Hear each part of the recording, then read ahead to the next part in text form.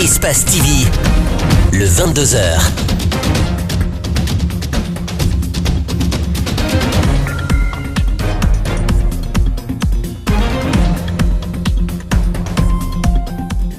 Bonsoir à tous. À la une de l'actualité nationale, Conakry ville propre. L'heure n'est plus à la sensibilisation. L'appel à une action citoyenne lancée par le gouvernement guinéen semble entendu et compris. Des citoyens se sont massivement mobilisés ce samedi dans le cadre de la deuxième phase du programme d'urgence d'assainissement. Manque de personnel ou d'équipement, manque de moyens financiers, les difficultés qu'enregistrent les maisons centrales guinéennes et les tribunaux sont multiples. Le ministre de la Justice, Cheikh Sako, veut reformer et donner à ces infrastructures une image respectable. Il était à Forikaria et Koya ce vendredi. Carlos Puigdemont est arrivé en Belgique. Sa détention en Allemagne ne semble pas affecter son obstination. L'ancien président des indépendantistes de la Catalogne promet de continuer le combat des séparatistes. Je vous le disais à l'instant, le ministre de la Justice était en tournée ce vendredi dans les prisons et les justices de paix de Forikaria et Koya. Il est allé s'enquérir des réalités des maisons carcérales et tribunaux de ces localités. Le manque de personnel qualifié, notamment les gardes pénitentiaires et autres, le manque d'équipements, de moyens financiers et sanitaires sont entre autres des difficultés remontées par ces entités. Alseni Bari et Yacouba Traoré. À Forikaria comme à Koya, les prisons vivent presque les mêmes difficultés. Manque de personnel qualifié, d'équipements sanitaires et techniques, de moyens financiers. Parfois, les locaux sont inadaptés. À cela s'ajoutent les conditions sanitaires déplorables. C'est les portes qui ne sont pas bonnes et manque de personnel. Plus les problèmes des maladies aussi pour les détenus parce qu'il n'y a pas de médicaments. On n'a pas de transport pour les détenus, on n'a pas de moyens logistiques, on n'a pas d'équipement. Des réalités que le ministre de la Justice est venu voir. Dans les juridictions de paix de ces deux villes, d'autres problèmes sont à signaler, notamment les locaux et les équipements. On a 2 jours d'audience par semaine, on n'a qu'une seule greffière en chef. Et donc on n'a pas de greffier. Et en principe, le magistrat, quand il travaille, il faut forcément qu'il y ait un greffier à ses côtés. On a 2 juges d'instruction. En principe, il fallait qu'il y ait également deux greffiers.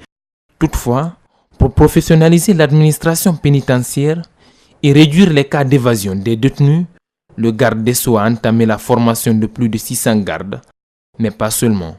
Il y a des régisseurs qui ont été formés en France. Avant, il n'y avait absolument aucune formation dans ce secteur. Et ils sont allés en France, ils ont subi des formations. Ici aussi, des séminaires de formation, des ateliers ont été organisés.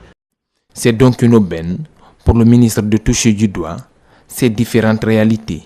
Il a tenu à réaffirmer sa détermination à poursuivre les réformes envisagées par son département. Donc ça, je vais faire remonter ça au-delà même du département, au niveau du budget, puisqu'il y a d'autres questions qui s'opposent. Ce qui est important surtout, c'est la sécurisation au niveau des prisons. Donc tout ça va dans le sens de l'excellence de nos maisons de détention. Des réformes difficiles à se matérialiser, mais qu'il espère bien achever. Syndicats et forces sociales entendent unir leurs forces pour tirer sur la même direction. La rencontre aujourd'hui a juste permis aux deux entités de renouveler leur confiance réciproque.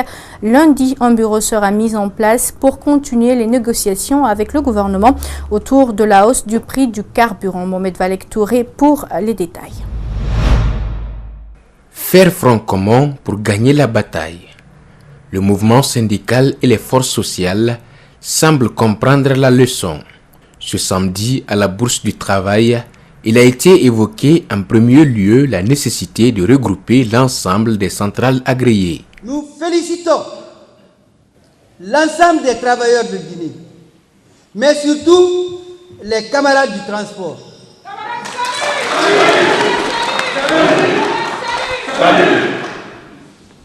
De Conakry jusqu'à l'intérieur du pays.